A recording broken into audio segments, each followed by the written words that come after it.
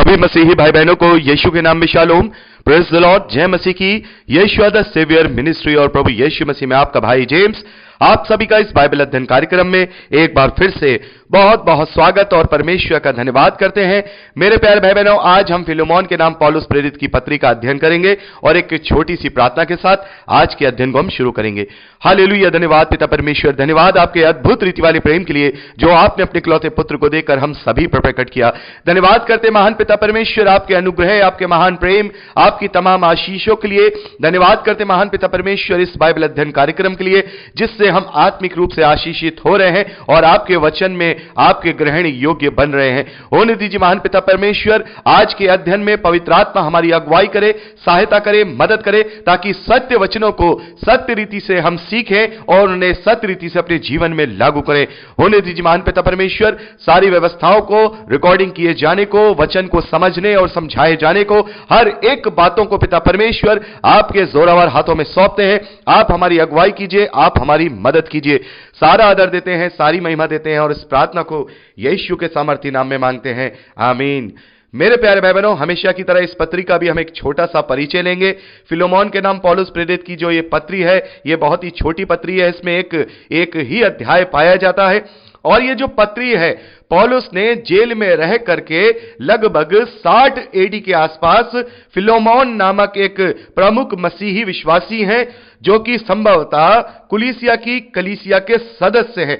मेरे प्यारे भाई बहनों, ये जो पत्र लिखा गया है एक पर्सनल निवेदन के रूप में लिखा गया है। ये जो फिलोमोन है इनका एक दास था जिसका नाम उनेसिमुस है और उनेसिमुस वहां पर अपने स्वामी यानी फिलोमोन के यहां से भाग गया था और क्योंकि वो हम जब इस पत्री को पढ़ते हैं तो वहां पौलुस कहते हैं कि ये तेरे किसी काम का ना था, तो हम देखते हैं कि शायद किसी कारण से वहां से वो भाग गया और पौलुस को वो जेल में मिलता है और पौलुस वहीं पर उसको नया जन्म देते हैं, यानी कि उसे बपतिस्मा देते हैं और मसीह के विषय में उसको बताते हैं और वो मसीही विश्वासी बन जाते हैं।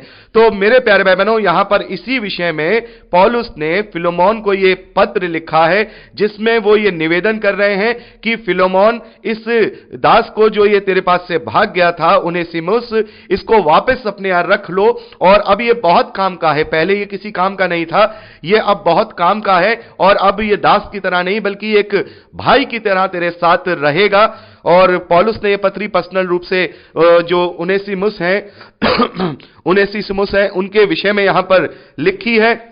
मेरे प्यारे भाई बहनों, बात ये उठती है कि ये जो पत्री है, ये जो पत्र है, ये सिंपल वे में फिलोमोन के नाम एक प्रमुख मसीही विश्वासी हैं जो उनके नाम पौलुस ने लिखा है और एक पर्सनल निवेदन के रूप में लिखा है कि जो दास पहले तुझे छोड़ के चला गया था अब वो मसीह विश्वासी बन गया है, उसे अपने पास रख ले। तो ये पत्री बाइबल में क्यों ली गई है? मेरे प्यारे भाई बहनों, जब हम इस पत्री को पढ़ते हैं तो हमें एक बेहद अच्छी शिक्षा यहां मिलती है कि जो मसीह में है, चाहे वो पहले कभी काम का नहीं रहता है, वो निकम्मा होता है, लेकिन जब वो मसीह को ग्रहण कर लेता है, जब वो प्रभु को ग्रहण कर लेता है, पवित्र आत्मा की छाप उस पर लग जाती है, तो फिर वो काम का हो जाता है। मेरे प्यारे भाई बहनों, पवित्र आत्मा में भर के उसे भेद मिलते हैं और वो प्रभु के काम में फिर वो अपने जीवन की जिम्मेदारियों को भी समझने लगता है। तो यहां पर हम देखते हैं कि जो मसीही विश्वासी होते हैं, जो सच्चा मसीही विश्वास करते हैं, वचन को जानने वाले होते हैं, फिर वो अपने जीवन को पूरी जिम्मेदारी के साथ, पूरे दायित्व के साथ, पूरे कर्तव्यों के साथ जीते हैं। और दूसरी चीज हम यहां पर देखते हैं कि जो मसीही विश्वासी हैं,